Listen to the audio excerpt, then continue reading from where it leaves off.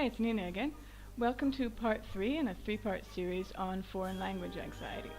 In this part I want to talk about a fairly common problem, which is the concern that you're not good with languages, or that you learn slower than other people, or somehow you just can't learn very well. Now, the problem with this, obviously, is that if you really believe that you're never going to reach your goals, you're not going to be very motivated to keep practicing, to keep studying, and to face your fears about speaking. The good news is that you're almost certainly wrong. If you believe, there's no one who isn't good with languages. If you learned your first language, you can learn another one. If you look around you, you see there are all kinds of people who are bilingual, multilingual, not from birth or from childhood, but who learned later in life. It doesn't matter if you are older, if you have a learning difference, you can learn. And you may need other different methods, or you may need more time, but you can reach your goals.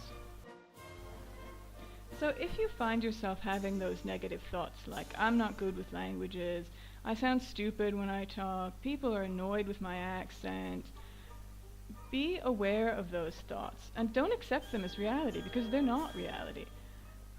Yeah, you make mistakes, everyone does, but it's not anything that anyone else isn't doing. Your mistakes aren't worse than someone else's. All you're doing with these negative thoughts is you're making excuses for not getting out there and practicing, for not trying harder. You're holding yourself back, and it's just making your anxiety worse. So be aware of those thoughts when you have them, and reject them as the false thoughts that they are. Another thing is, if you're really having problems, try other learning methods.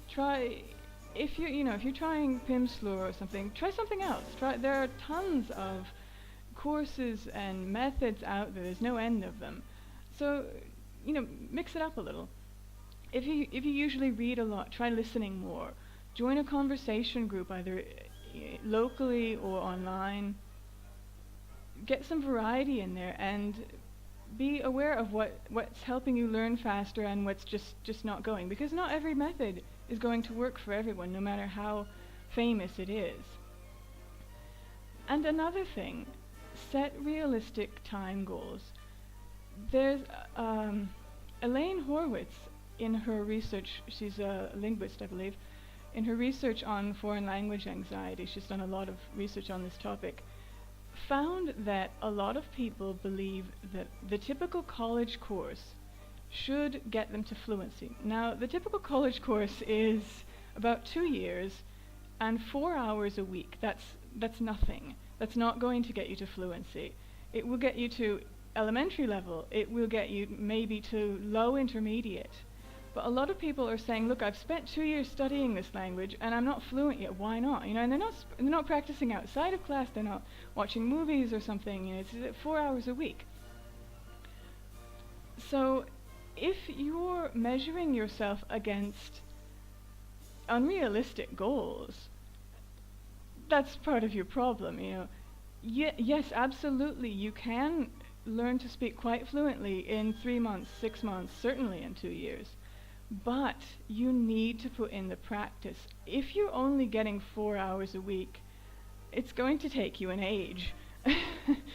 So if you're pushing yourself to speak fluently within a few months, make sure you're getting hours a day of practice, of conversation, of lots of input and lots of output as well.